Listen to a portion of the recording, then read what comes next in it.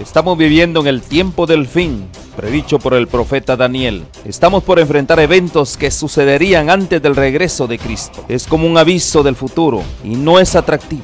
Es el drama de nuestro mundo. El pecado, el sufrimiento, la muerte, la caída de las naciones, guerras, hambrunas, la difusión del evangelio, engaños, terremotos y otros. Estamos viviendo los peligros del tiempo del fin. Todo esto es según Cristo, principio de dolores. Pero tenemos la palabra profética más segura. Cristo dijo a su pueblo: yo estoy con vosotros todos los días hasta el fin del mundo. La iglesia es la familia de Dios en la tierra y debemos entender los tiempos en que vivimos. Como continuadores del pueblo de Dios, se nos invita a salir del mundo y a prepararnos para reunirnos para la verdadera adoración, para estar en comunión unos con otros, para recibir instrucciones de las profecías que hiciera que el lucero de la mañana, Cristo Jesús, resplandezca en nuestros corazones. Asimismo, servir a toda la humanidad y cumplir con la sagrada comisión de ir y hacer discípulos. Oro para que el Señor Jesús use estos medios como instrumentos en sus manos para que usted pueda sentir el hambre y sed por más de la verdad absoluta. Que el Señor les guarde.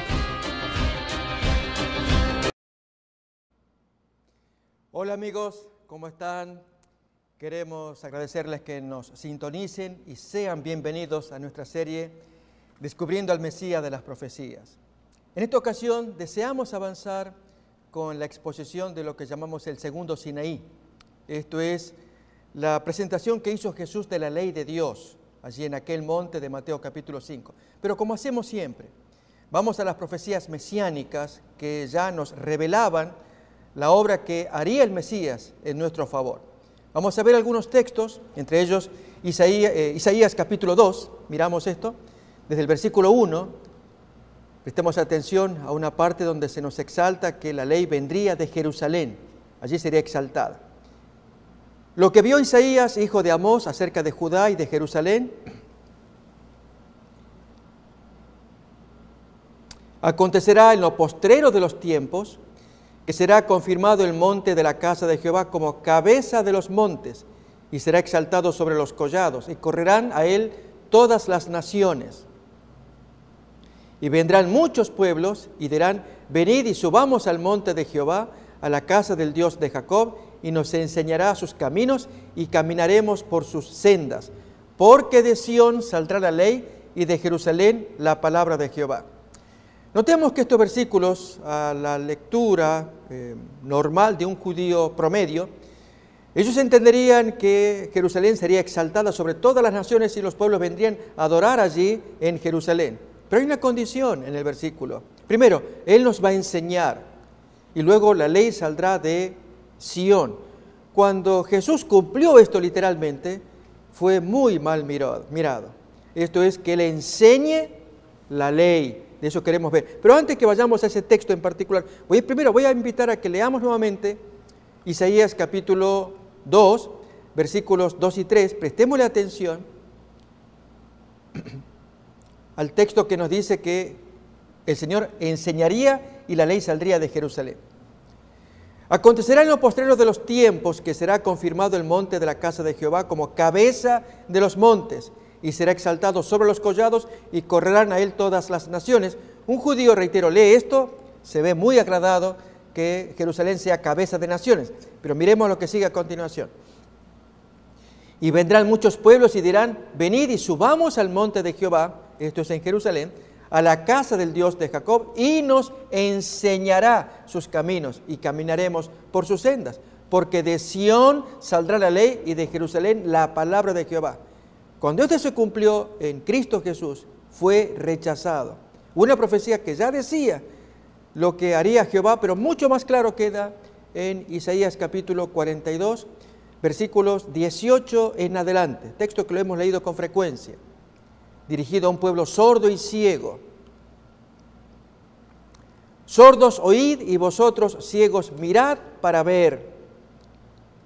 ¿Quién es ciego sino mi siervo? ¿Quién es sordo como mi mensajero que yo envié? ¿Quién es ciego como mi escogido y ciego como el siervo de Jehová? Que ve muchas cosas, pero él no advierte, como que disimula. Que abre los oídos, él entiende bien, pero como que no oye. ¿Por qué? Porque la labor de él es no tanto autodefenderse de las acusaciones, sino ensalzar la ley, como leemos. Jehová se complació por amor de su justicia en magnificar la ley y engrandecerla. Vayamos pues entonces al cumplimiento de esta profecía en lo que llamamos segundo Sinaí. Es decir, si la ley de Jehová fue dada en el monte Sinaí, según Éxodo 20, dada por medio de Moisés, ahora la explicación de esa ley se la va a dar en Mateo capítulo 5. Acordémonos que ya Juan lo decía en capítulo 1, 17, no en la versión de la Reina Valera 60. Esto es, la ley por medio de Moisés sería dada en Éxodo 20. La gracia de esa ley, la verdad contenida en esa ley, vendría por medio de Jesús en Mateo 5, como leemos ahora, porque la ley fue dada por medio de Moisés, la gracia y la verdad respecto de esa ley fueron hechas realidad por medio de Jesucristo en Mateo capítulo 5, donde Él explica la ley. Miremoslo en capítulo 5, versículos 1, 2 y luego versículo 20 en adelante. Textos que apenas estamos repasando para meternos en la continuación del tema que vamos a mirar hoy. Mateo capítulo 5, versículo 1, allí es, donde Jesús sube al monte, ahí lo tenemos. Viendo la multitud, subió al monte, este es un nuevo monte, no el monte Sinaí, y sentándose vinieron a él sus discípulos. Recordamos 2:3 de Isaías que dice que él iba a enseñar, y abriendo su boca les enseñaba. Y cuando él enseña hay cosas que no agradan, como 5:20 ahora. Dirigiéndose a todos los oyentes, él les dice: os digo que si vuestra justicia no fuere mayor que la justicia de los escribas y fariseos, que se basa en Éxodo 20, no entraréis en el reino de los cielos. Tenía que ser una justicia superior, la de aquellos que oyeran. Y esa justicia superior aparece en el siguiente versículo, 21. Oísteis que fue dicho, en Éxodo 20, en el primer Sinaí, a los antiguos: no matarás, y cualquiera que matare será culpable de juicio. Pero yo te digo ahora, yo soy el que les doy la gracia y la verdad de esa ley. Yo os digo que cualquiera que se enoja contra su hermano ya es culpable de juicio. Y cualquiera que diga necio a su hermano ya es culpable ante el concilio. Y cualquiera que le diga fatuo o estúpido queda expuesto al infierno de fuego. ¿Notamos? Esto es la exaltación. Jehová se complació, por amor de su justicia, en magnificar la ley y engrandecerla. Y hemos estudiado de cada uno de los 10 mandamientos, pero estamos ya en el último. Esto es el cuarto mandamiento. Este es el mandamiento final que queremos exponer, que irá con detalles. Jesús y el sábado. Ya expusimos el primer tema, segundo, hoy vamos por el tercero. Jesús y el sábado. El maestro tuvo muchos problemas en sus días con la interpretación que los judíos hacían de la ley de Dios. Para ello, vayamos a varios textos que nos van a introducir y diapositivas que vamos a mirar también. Primeramente, Marcos capítulo 7, lo hemos visto tantas veces, pero grabémoslo en nuestras mentes.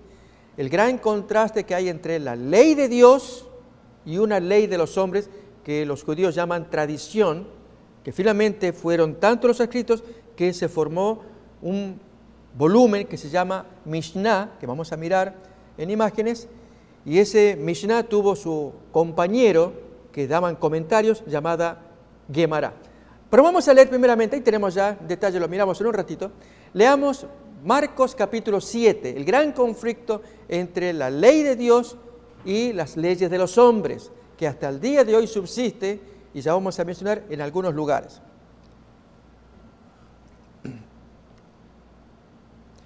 Marcos 7:1 leemos así: se juntaron a Jesús los fariseos y algunos de los escribas que habían venido de Jerusalén, de donde sale la ley, habíamos leído también en Isaías 2:3, los cuales, viendo a algunos de los discípulos de Jesús comer pan con manos inmundas, esto es, no lavadas ritualmente, los condenaban.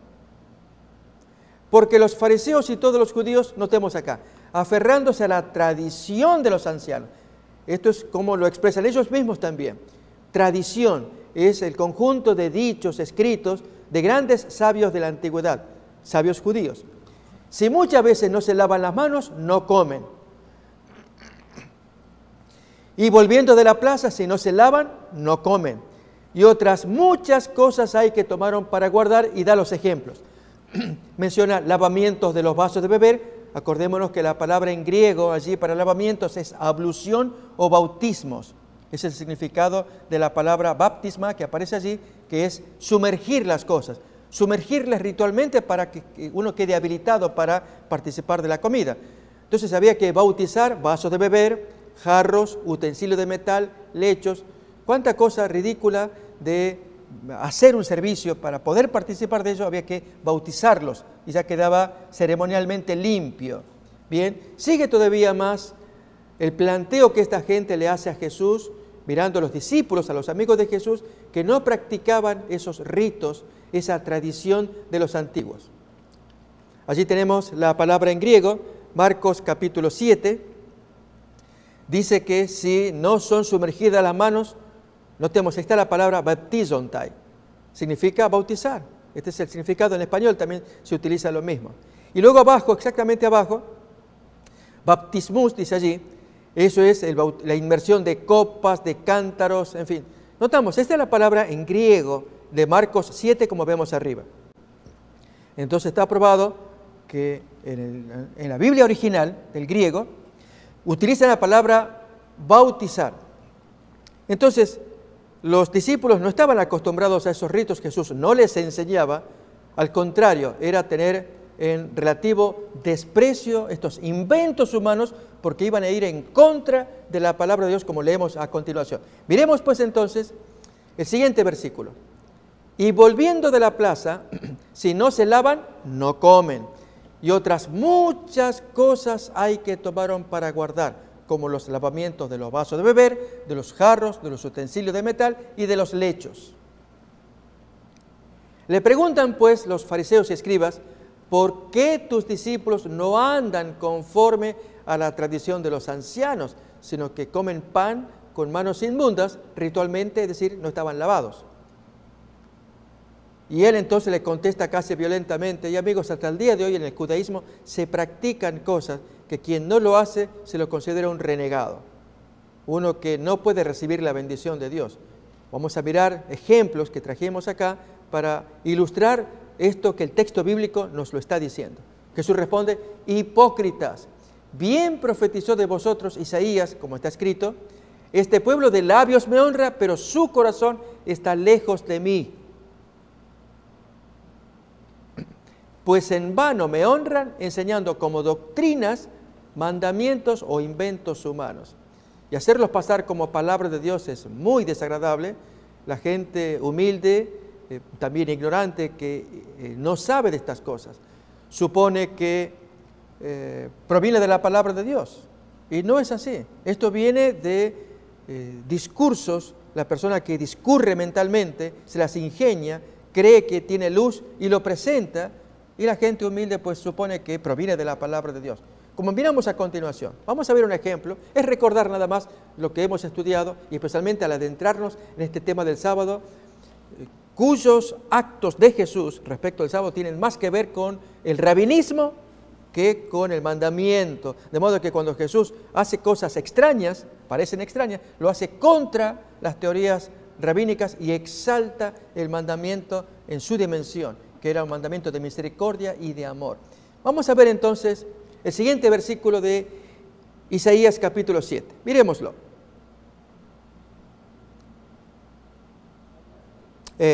Marcos capítulo 7. Marcos 7.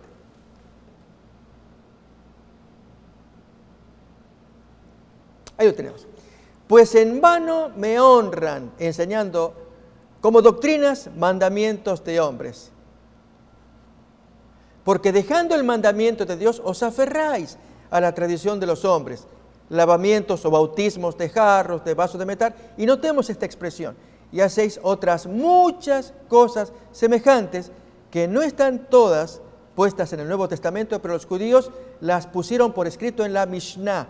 Ahí es donde tenemos que rastrear esas muchas cosas semejantes. Al descubrirlas nos quedamos asombrados de cuánto se habían alejado de la voluntad de Dios y cuánto Jesús hizo reformas, especialmente en nuestro tema, que es Jesús y el sábado.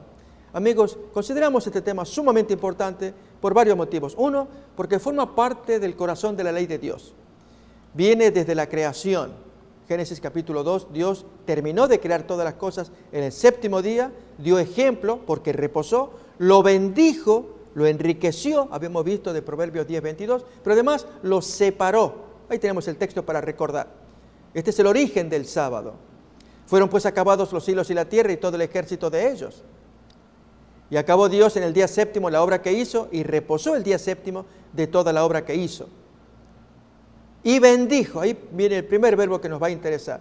Bendijo Dios al día séptimo, o sea, lo llenó de riquezas. Recordémonos que Proverbios 10:22 dice esto, que la bendición de Jehová es la que enriquece y no hay tristeza con ella. Luego dice que lo santificó, lo declaró sagrado, lo apartó como sagrado. Cada 7 días es un tiempo sagrado, no humano, no profano, no vulgar. No podemos hacer lo que queremos con un tiempo que Dios decretó desde los mismos inicios que fueron días santos. Esto es lo que lo hace diferente. ¿Qué tiene el sábado con respecto al domingo, lunes o viernes? ¿Qué diferencia hay?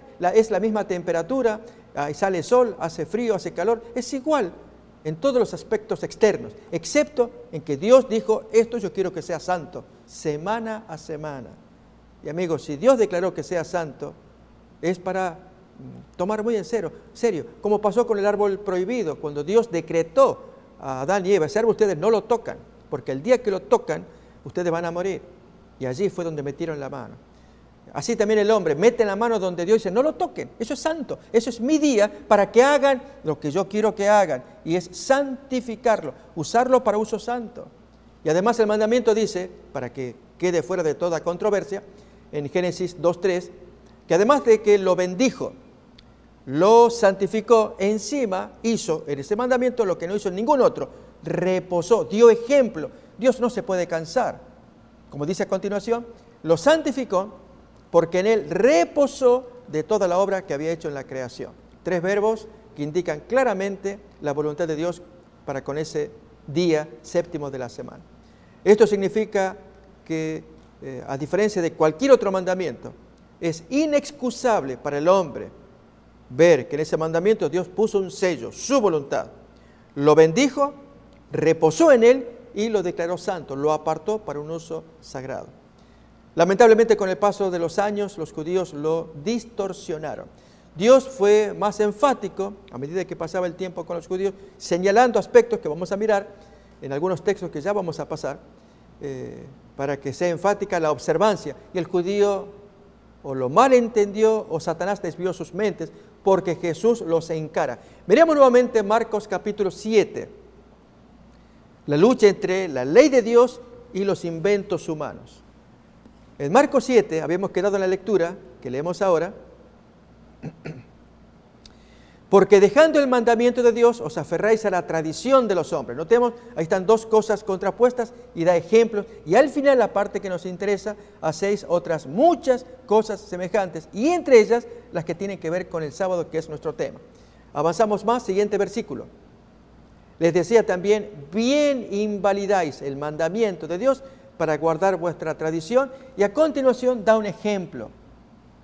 Reafirma el 5.º mandamiento, honra a tu padre y a tu madre. Moisés dijo, honra a tu padre y a tu madre, y aún hay una pena, un castigo por violar ese mandamiento. El que maldiga al padre o a la madre muera irremisiblemente. Eso es mandato de Dios.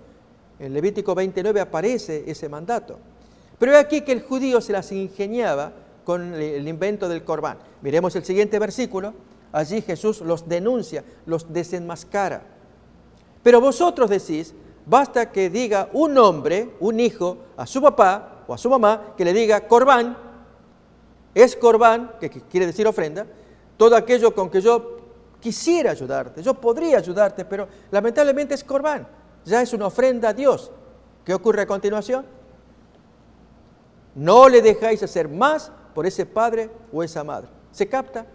Algo que el papá necesitaba, la mamá, y que el hijo bien podría haberle dado, algún bien, en lugar de dárselo al padre, dice, lamento papá, pero esto que tú necesitas, que yo sé que te haría tanto bien, no te lo puedo dar porque es ofrenda, está consagrado para la iglesia, es sagrado, y no le puedo echar la mano, ya es Corbán.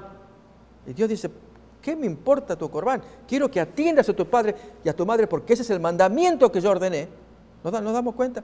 Acordémonos, miremos cómo Jesús lo va a expresar en Mateo 5:23, respecto de aquello que es ofrenda, y estamos violando un mandamiento. Y esta lección saquémosla, amigos, porque nos puede pasar por alto. Hay quienes van al culto, van a la iglesia, cantan cantos, alabanzas, tienen preciosos servicios, pero hay problemas con su prójimo, con su cónyuge, con su hijo o con el vecino. Y suponen que pueden servir a Dios predicando. Les cuento, amigos, en este momento hay un temblor. Sigue el temblor, amigos, y que predicamos la palabra de Dios porque es lo que importa.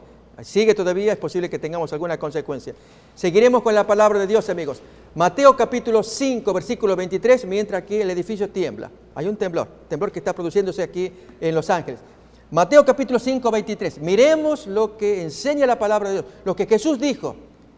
Si traes tu ofrenda al altar y ahí te acuerdas de que tu hermano tiene algo contra ti, es decir, me traes tu corbán aquí a la iglesia, pero ahí te acuerdas que tu hermano tiene un problema contigo, deja el corbán, no me interesa, arregla con tu hermano. Lo leemos a continuación, versículo 24.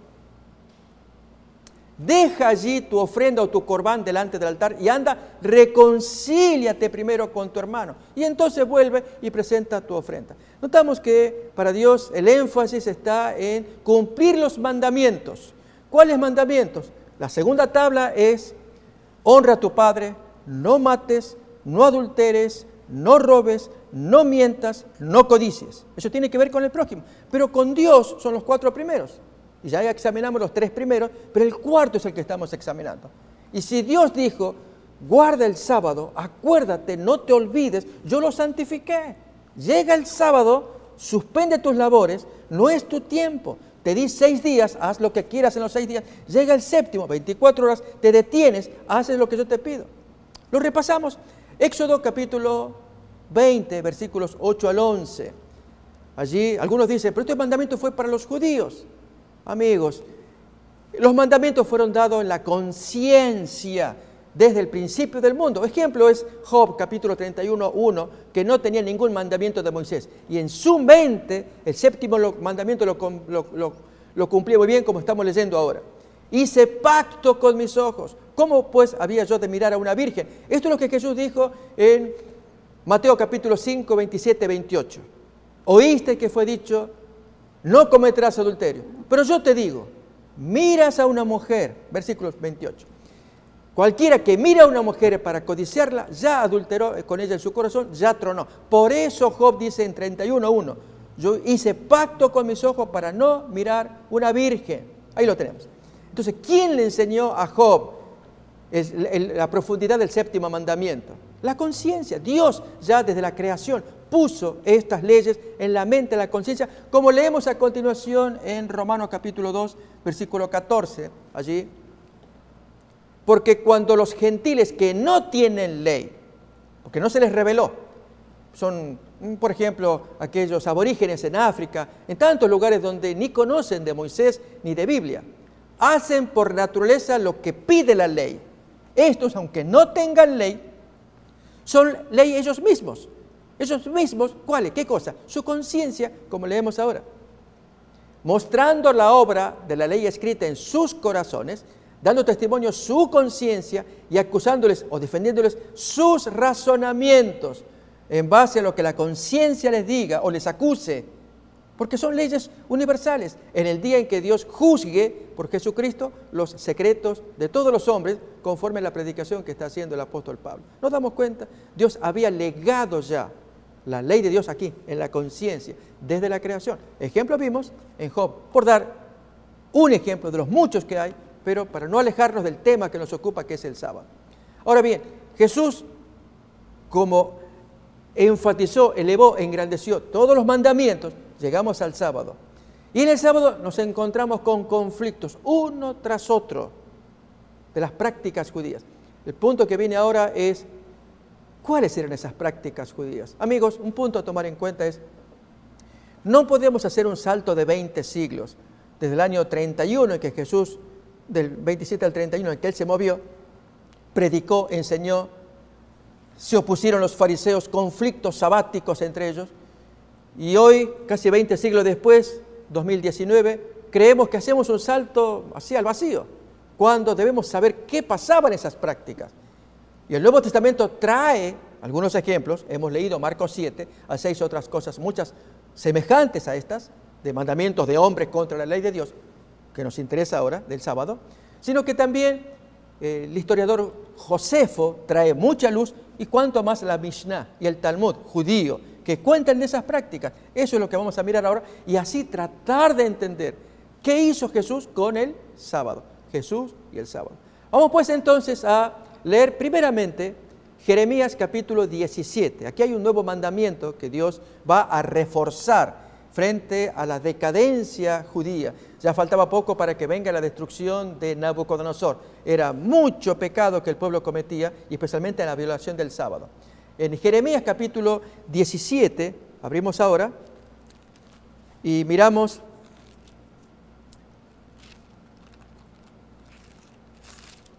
desde el versículo 13,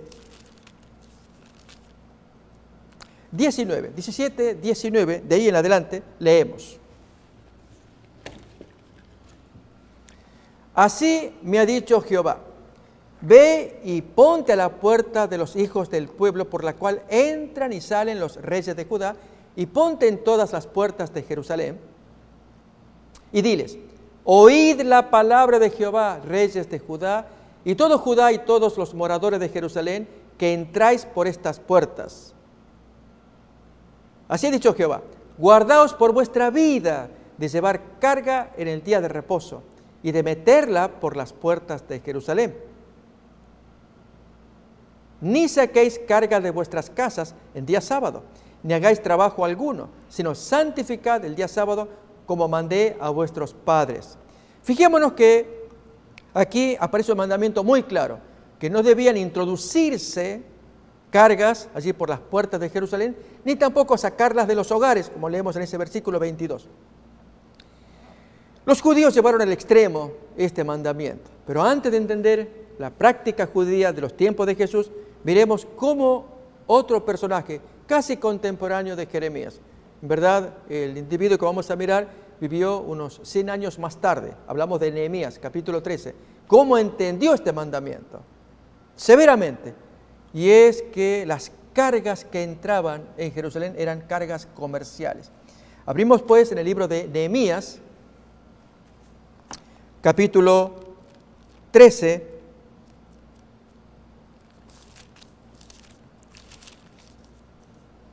desde el versículo 15 en adelante, leamos.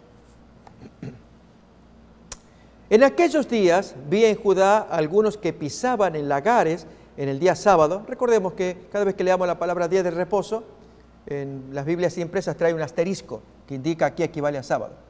En lagares en el día de reposo o sábado, y que acarreaban haces o fardos, y cargaban asnos con vino, y también de uvas, de higos y toda suerte de carga. Está hablando de cargas comerciales, eran comerciantes que entraban y salían por las puertas de Jerusalén, y que traían a Jerusalén en día sábado. Ahí estaba el problema, que en sábado no se puede comerciar. Y los amonesté acerca del día en que vendían las provisiones. No que haya problema en el comercio de entrar y salir con las cargas comerciales. El problema estaba en el día séptimo en que está prohibido hacerlo. Dios no quiere que haya comercio. Y por lo tanto llega ese día y es el de descanso para santificarlo, separarlo para uso sagrado. ¿Y cuál es el uso? Es buscar la comunión con Dios. Miremos cómo sigue el texto. También había en la ciudad tirios que traían pescado y toda mercadería y vendían en sábado a los hijos de Judá en Jerusalén.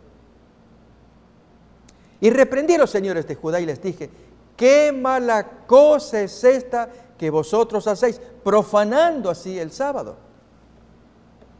¿No hicieron así vuestros padres y trajo a nuestro Dios todo este mal sobre nosotros y sobre esta ciudad? Y vosotros añadís ira sobre Israel profanando el sábado. Sucedió pues que cuando iba oscureciendo a las puertas de Jerusalén antes del sábado, esto es viernes de tardecita, aquí en Los Ángeles se pone el sol a las 8:08 aproximadamente. Cuando se va poniendo el sol, allí comienza el sábado, el viernes en la noche. Dije que se cerrasen las puertas y ordené que no las abriesen hasta después del sábado. Y puse a las puertas a algunos de mis criados para que en día sábado no introdujeran carga. Y se quedaron fuera de Jerusalén una y dos veces los negociantes y los que vendían toda especie de mercancía. Y allí interviene muy eficazmente el gobernador Nehemías. Y les amonesté y les dije, ¿por qué os quedáis vosotros delante del muro? Si lo hacéis otra vez, os echaré mano. Desde entonces no vinieron en día sábado. Notamos, allí Nehemías pone muy bien y en práctica lo que Jeremías capítulo 17 había ordenado por el Señor. Guárdense de por vida de meter carga por las calles de Jerusalén o sacar cargas de los hogares. Voy a invitar a que leamos el texto otra vez de Jeremías 17, 19 en adelante, porque la interpretación judía del tiempo de Jesús es muy distinta. Así me ha dicho Jehová, ve y ponte a la puerta de los hijos del pueblo, llamaríamos la puerta de la ciudad, por la cual entran y salen los reyes de Judá, la puerta principal del pueblo, y ponte en todas las puertas de Jerusalén. Y diles, oíd la palabra de Jehová, reyes de Judá y todos los moradores de Jerusalén, que entráis por estas puertas. Lógicamente las puertas principales de la ciudad. Así ha dicho Jehová, noten el mandamiento tan severo de parte de Dios de que se cuiden de hacer comercio en sábado. Cuando dice, guardaos por vuestra vida de llevar carga en el sábado y de meterla por las puertas de Jerusalén. Se entienden cargas comerciales. Ni saquéis carga de vuestras casas en día sábado, ni hagáis trabajo alguno, sino santificad el día de reposo, como mandé a vuestros padres.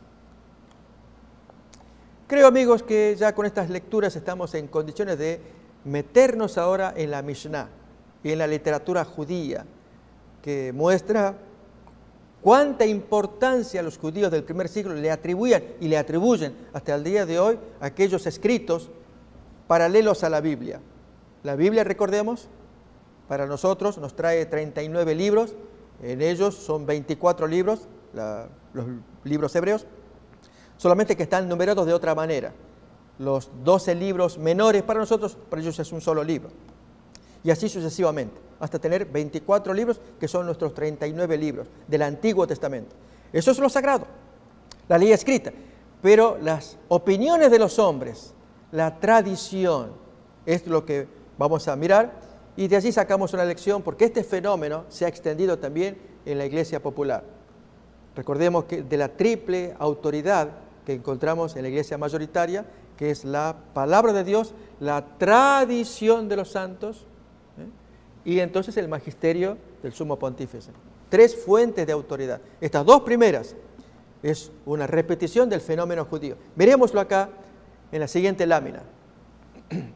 Tenemos arriba entonces la ley escrita, esto es la Biblia hebrea en sus tres partes, dividida en tres partes, la Torá, Neviim y Ketubim, que significa, la Torá es el Pentateuco, Neviim es profetas y Ketubim son los escritos. Allí están los 39 libros nuestros en español, 24 libros en hebreo, que es exactamente lo mismo, solamente que, como dije, los libros hebreos están compuestos de un modo distinto del nuestro. Por ejemplo, primero y segundo de Crónicas, para nosotros son dos libros, para ellos es uno solo. Primero y segundo de Reyes, para nosotros son dos libros, para ellos es uno solo, y así sucesivamente. Bien, ahí tenemos entonces la Biblia hebrea, ellos le llaman Mikra o Tanaj, Biblia hebrea. Pero luego entonces tenemos la otra Biblia equivalente, tan autoritativa como la primera. Si la primera se le llama ley escrita, la segunda pues es la ley oral. ¿Compuesta de qué? De la Mishnah, que es lo que vamos a mirar ahora. Y entonces junto con ello aparecen otros libros como la Tosefta, es la ley oral. También tenemos el Talmud. El Talmud abarca la Mishnah más la opinión sobre la Mishnah que se llama Gemara. Y tenemos dos versiones, la de Jerusalén y la de Babilonia. Allí dice Jerusalén Talmud, el Talmud de Jerusalén y el Talmud de Babilonia. Y luego tenemos una quinta fuente de autoridad, responsa, son dichos también de sabios judíos que no están contenidos en ningún otro lugar, sino son escritos aparte. Y después tenemos estudios de ya fuentes de menor autoridad, obras de grandes eruditos. Allí tenemos el Sefer Halajot, el libro de la ley, también Rashi y varios autores que escribieron, y finalmente obras adicionales de menor autoridad todavía. Entonces, los dos primeros estantes son los que más nos interesan. Y en este caso estamos hablando de la Mishnah. Esta es la versión en español que recomendamos que se pueda conseguir. Este es un volumen muy grande, contiene 63 tratados. Vamos a estudiar mayormente 2 de ellos que tienen que ver con nuestro tema, que es el sábado. Es el tratado número 12, llamado Shabbat, y el tratado número 13, llamado Eruvin, que significa fusión en español, y tiene que ver con la fusión de espacios a la hora de caminar, de trasladarse. Es un tema que vamos a ver en las curaciones de Jesús, especialmente en Juan capítulo 5. Es decir, la obra que hizo el Maestro es muy importante. Él no obedeció en absoluto las leyes de la Mishnah. Eso es lo que queremos destacar. Pero tenemos que conocer entonces los contenidos de esa Mishnah. Acá tenemos la primera ley del tratado Shabbat. Absurda. Con todo el respeto, amigos, que ustedes están oyendo, pero necesito que esto sea claro. Este es el primer mandamiento del tratado Shabbat, el tratado número 12 del sábado. A ver si lo podemos interpretar. En la nota que aparece abajo, al pie, es un comentario que da el editor. Dice: el precepto que aquí se está contemplando es fundamentalmente el expresado por Jeremías 17:22, que acabamos de leer, que dice: no saquéis cargas de vuestras casas en sábado. Así que lo que viene arriba es todo un comentario de los sabios, y se vieron en apuros, tales como, fijémonos, arriba. Hay 2 modos de transportar en sábado, que llegan a ser 4 para el que está dentro, y hay otros 2 modos que son 4 para el que está afuera. ¿De qué manera? Ellos, recordemos, son sabios y estudian la manera. En el caso de que en sábado un pobre esté afuera y el dueño de la casa esté adentro, allí pusimos en colores para poder distinguir a estos 2 personajes protagonistas imaginarios de un viernes de noche o un sábado. Que un mendigo está a la puerta y el dueño de la casa está adentro. Si el pobre introduce la mano y deposita algo en la mano del dueño de la casa, podría ser un platito buscando comida, o si agarra algo de aquel, si estira la mano y allí en lugar de plato el otro trae un pedazo de pan, coge algo de aquel y lo saca, entonces el pobre es culpable de violar el mandamiento y el dueño de la casa queda exento. ¿Qué mandamiento? Que dice: no saquéis carga de vuestras casas, ni introduzcáis carga por las puertas de Jerusalén. ¿Nos acordamos? Era lo que decía Jeremías 17, versículo 19 y el 22. Es decir, el judío respetaba muchísimo la Biblia, pero llegaba al extremo de que un pordiosero, un viernes de noche, se viera necesitado de conseguir pedazos de pan, llega, toca la puerta y al meter la mano, otra vez, mete la mano, aquí estamos el borde, mete la mano y deja el plato, ya violó Jeremías 17. O metió la mano y sacó el pan del Señor que está dentro, lo sacó afuera, violó Jeremías capítulo 17. Porque estaba prohibido introducir cargas o sacar cargas. ¿Notamos? Ahora miremos el caso a la inversa. Ya no es el pobre el que comete el pecado, sino el otro. A ver, vamos a seguir con la lectura. Dice allí: si el dueño de la casa saca la mano y deposita algo en manos del otro, del pobre que está afuera en la vereda o en el porche allí, o si retira algo de las manos del pobre, que podría ser el pequeño plato que tiene, y lo introduce a su casa, en este caso el dueño de la casa es culpable y el pobre no lo es. A ver, vamos a escenificar el momento. Estoy yo aquí como el pobre que toca la puerta buscando comida y entonces veo allí al dueño de la casa. Entonces el dueño de la casa, yo hablo con él, le digo: ¿se me puede dar algo de comer? Sí, cómo no. Entonces él abre la puerta y él saca de su casa, saca algo, estira la mano, yo tengo mi plato afuera, entonces él pone el pedazo de pan en mi plato. Entonces, él sacó la mano y depositó, él es el que comete pecado. Porque Jeremías 17 dice: no sacarás carga de tu casa. ¿Sí? O al revés, si el hombre, el dueño, saca la mano y en lugar de depositar, él se lleva mi plato y se lo mete adentro. O sea que me deposite o que se me lleve el plato. En ambos casos, comete pecado porque el texto dice, no introducirás carga allí en tu casa, o en las puertas de Jerusalén. Notamos, o sea que ambos son culpables, a menos que cada cual haga la mitad de la acción. En este caso, este toca la puerta, apenas si pone la mano, el otro deposita, pero él no sacó la mano ni yo la introduje. Entonces está a mitad de camino, no hay pecado. Leámoslo. Esta es la interpretación judía del primer siglo de la primera ley sobre el sábado. Dice entonces,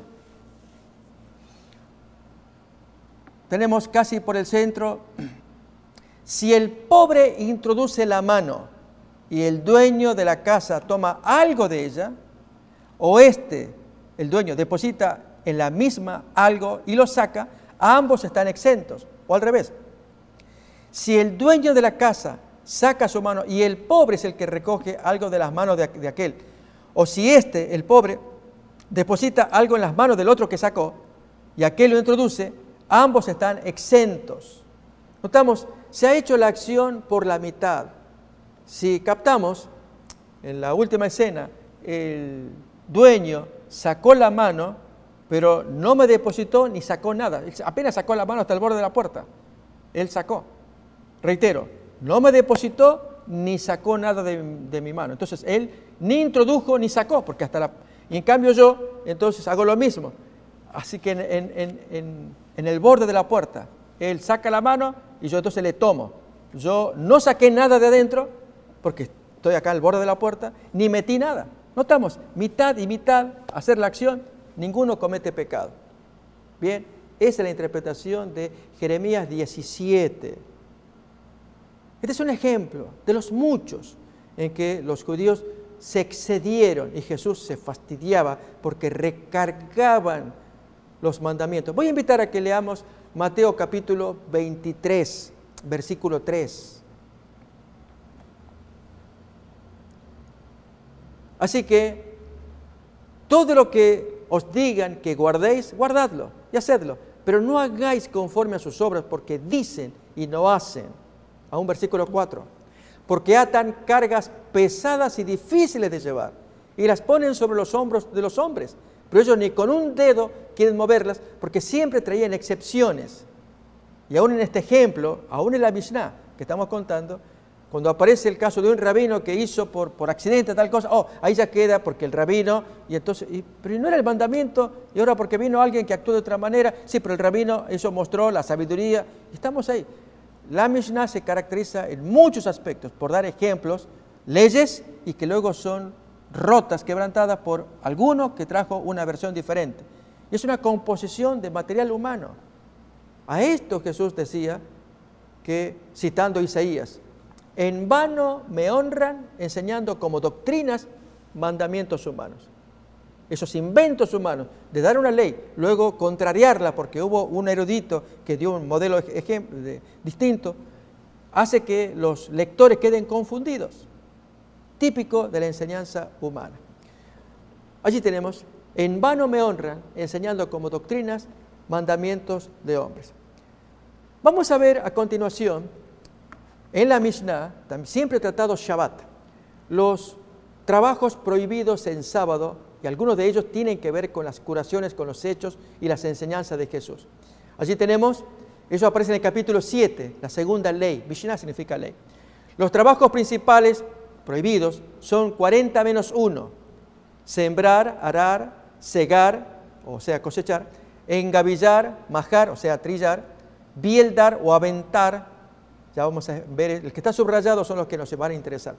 Limpiar, seleccionar, moler, cribar, o sea, cerner, amasar, coser o hornear, esquilar, lavar, o sea, blanquear la lana, mullirla, rastrillarla o cardarla, teñirla, hilar, tejer, eso es estirar en el telar, hacer 2 cordoncillos, tejer, o sea, trenzar, 2 hilos, separar 2 hilos, hacer nudos, soltarlos, hacer 2 costuras, desgarrar algo con objeto de hacer 2 costuras, cazar un ciervo, matarlo, despellejarlo, salarlo, curar la piel, pulirla, cortarla, escribir 2 letras, borrar con el fin de escribir 2 letras, edificar, demoler, apagar, encender, golpear con martillo Y una de las leyes muy importantes que tiene que ver con el erubim es transportar de un ámbito o dominio a otro, ya que los judíos dividían la forma de moverse en dominios o ámbitos que ya vamos a mirar. Estos son los 40 trabajos fundamentales menos uno, y aquí los tenemos en una versión más simple. Ahí están los 40 menos 1, o sea, 39. Y el que nos importa es el número 6, el número 10 y el 39. Además de las curaciones que hizo Jesús, que las vamos a mirar en detalle más adelante. Primero, mirando allí todas las prohibiciones, melajot les llama los judíos, podemos buscar en internet los 39 melajot y la explicación que se da de cada uno de ellos. Miremos, ahí está la página en internet que uno puede consultar arriba, allí uno puede mirar perfectamente los 39 melajot o trabajos prohibidos. Miren el comentario con respecto a aventar, o sea, soplar. Consiste en separar la cáscara del grano. La prohibición en la actualidad consistiría, esta es la aplicación moderna, consistiría, por ejemplo, a la hora de comer maní con cáscara y luego de haberla separado con los dedos, soplamos, siempre en sábado, recordemos que la prohibición se dirige al sábado, soplamos para que se vuele la cáscara y nos quedamos con el grano en la mano, que es lo común. Si vamos a comer maní que tiene cáscara todavía, pues separamos la cáscara y soplamos. Comenta allí el comentario, el procedimiento correcto sería, así que el procedimiento anterior era incorrecto. ¿Y cuál es el correcto? Elegir con la mano los granos, soportando que está la cáscara alrededor, comer esos granos, luego descartar las cáscaras que hayan quedado en la mano sin soplarlas. Como quien dice, las pone en el suelo, en un tacho de basura, etc. ¿Notamos? No hay que soplar, está prohibido soplar en sábado, siempre acordémonos en sábado. Otro ejemplo, con amasar. Jesús amasó barro en sábado. Y en cuanto a aventar, los discípulos cuando comían espigas, ellos aventaban, soplaban. Lógico, pero el judío se veía muy fastidiado que hagan esas cosas en sábado. Miremos con amasar, Jesús amasó barro en sábado según Juan 9. Pero el comentario dice así: consiste en unir harina a través de agua transformándolo en una masa. Es decir, poner agua a harina o si no, agua a barro, que es lo que hizo Jesús, o a polvo, y lo convirtió en barro.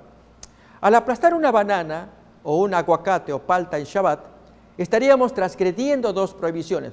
Una que es moler, porque estamos aplastando, moliendo, y otra la de amasar. Estamos mezclando allí agua con un material que sería harina, o en este caso es la banana o el aguacate. Aquellos alimentos para bebés, ahí nos vemos en problemas, que se preparan a base de cereales que deben ser mezclados con agua o con leche para un bebé, estarán prohibidos preparar, a menos que la mezcla quede bien líquida, que pase a ser bebible, porque no hay que amasar. Es decir, el niño, el bebé, tiene que comer cereales, ya es en la época en que coma algo sólido, y entonces se le agrega agua. Si eso está bebible, ok, el bebé puede tomarlo. En caso que el bebé lo necesite para su dieta, deberemos recurrir a un no judío que lo prepare, que él peque haciendo entonces la pasta, la mezcla de agua con la banana, digamos así, y el cereal, y entonces queda allí bebible, porque de otro modo estaría muy duro el poder consumirlo. Y miramos todavía, sigue todavía el comentario en esa página en internet, de transportar de un dominio a otro. Se llama en hebreo Hozá Mereshut Lereshut. Ese es el nombre que los judíos le dan a lo que es transportar en sábado. Este es el comentario, muy importante porque se aplica a Juan 5, cuando Jesús curó al paralítico y él tenía que transportar en la vía pública si es que podía hacerlo. Ya llegaremos a esa explicación, pero por lo pronto, bástenos esto que estamos leyendo, los comentarios de los mismos judíos de las leyes de la Mishnah. Existen, de acuerdo a la ley, 4 dominios. Primero, el dominio privado, llamado Reshut Hayahid, que pertenece a una persona y está cercado en su totalidad con un cerco de 1 metro de altura aproximadamente como mínimo. Hay muchas leyes al respecto de las aberturas. Luego hay otro dominio que se llama dominio público, en hebreo Reshut Harabim, que componen calles, avenidas y ferias. Luego tenemos la zona intermedia, en hebreo se llama Carmelit, que tiene que ver con mares, desiertos y dominios privados que no reúnan las características mencionadas en el primer punto del dominio privado. Y luego tenemos la zona exenta, que es el Makon Patur, ciertos lugares que no entran en ninguna parte por el tipo de tamaño, de dimensión que tienen. La Torá prohíbe transportar en Shabbat desde un dominio privado a uno público o al intermedio carmelit, o al revés, del intermedio carmelit o público a uno privado. A la vez está prohibido transportar en la vía pública o carmelit más de 4 pasos, 2 metros en público. O sea, puede transportarlo, pero solamente hasta 2 metros. Si encontramos algún objeto en nuestro bolsillo al caminar por la calle en Shabbat, no hay que llevar carga, recordemos, en Shabbat, debemos arrojarlo ni bien nos percatamos de ello. Que encontramos una moneda, alguna cosa, un pañuelo, y estamos en sábado caminando con una carga, hay que botarlo. Debemos por ello cuidarnos de colocar objetos en nuestros bolsillos, justamente para evitar que esto suceda, que al descubrirlo tengamos que expulsar la cosa que hemos cargado. Notamos aquí, hasta aquí estamos mirando estos mandamientos judíos. En el caso de cuando dice la Torá prohíbe transportar en Shabbat desde un dominio privado a uno público, o viceversa, del público al privado, también esta parte es la que quiero resaltar. Está prohibido transportar en la vía pública o aún en el Carmelit más de 4 pasos. Cuando Jesús curó al paralítico de Juan capítulo 5. Amigos, este tema lo vamos a mirar en detalle en otra emisión, pero permítanme adelantarme, solamente para comentar brevemente. El individuo curado muy probablemente estaba en lugar público. El texto no dice en qué parte, si bien está hablando del estanque de Betesda. No es un lugar privado como un domicilio, una casa, es un lugar público. En público se podía caminar, ¿cuánto espacio? 2 metros. Por lo tanto, cuando Jesús le dijo, toma tu lecho y vete, el hombre, para no pecar, debía caminar solamente 2 metros. Es ridículo.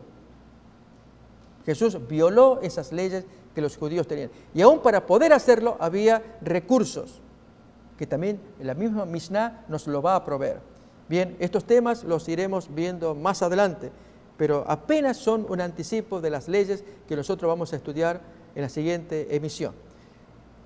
Vamos a ver como un ejemplo adicional, un último ejemplo todavía, el que aparece en la siguiente Mishnah, capítulo 24, 1, que leemos ahí.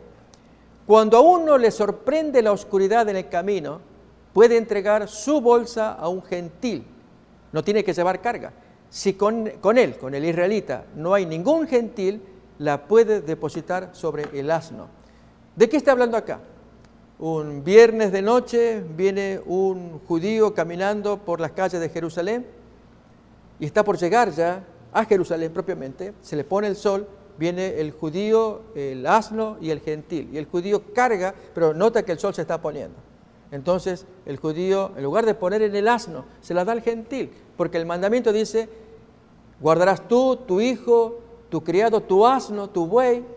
Son las personas o los seres que deben guardar el mandamiento. Por lo tanto, la carga que a él le molesta es darla al gentil. El gentil lleva su carga comercial, más esta nueva que el judío le da para que el judío no cometa pecado, ni tampoco el buey cometa pecado. Notamos extremos que vamos a mirar con más detalle en la siguiente emisión. Amigos, con esto queremos apenas iniciar lo que sería casi con la punta de los dedos, este mundo del conocimiento de la Mishnah.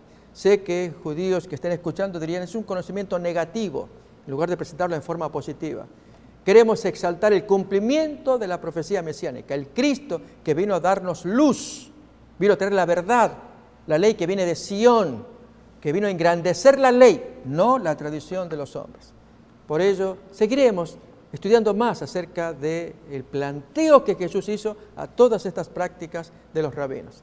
Amigos, que tengan muy buenas noches, gracias por acompañarnos, que Dios les bendiga y nos miraremos en la siguiente emisión de El Segundo Sinaí, Jesús y el Sábado, y la serie que estaremos aprendiendo.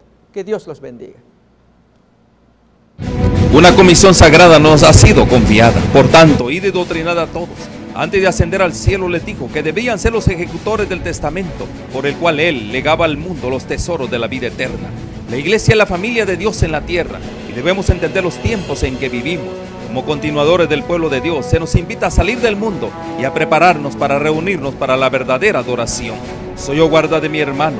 Si pretendáis ser hijos de Dios, soy guarda de vuestros hermanos. El Señor tiene una iglesia por responsable de las almas de aquellos que podrían ser los medios de salvación. Somos peregrinos, rechazando los caminos de los impíos, viviendo conforme a las normas de Dios, consagrados a sus caminos y dando testimonio del Evangelio de Cristo para que otros puedan ser salvos. Si retenéis vuestra luz, alguien deberá ser dejado en las tinieblas a causa de vuestro descuido. Irá andando y llorando el que lleva la preciosa semilla, mas volverá a venir con regocijo, trayendo sus gavillas. Oro para que el Señor Jesús use estos medios como instrumentos en sus manos, para que usted pueda sentir hambre y sed por más de su verdad absoluta. Dios les cuide.